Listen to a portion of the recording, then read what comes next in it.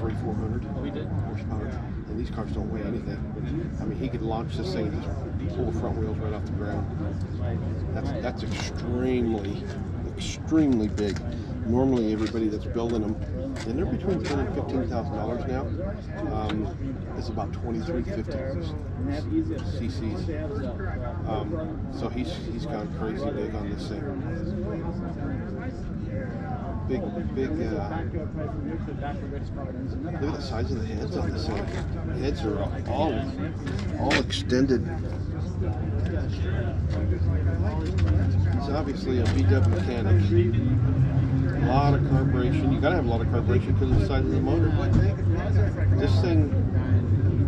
This thing will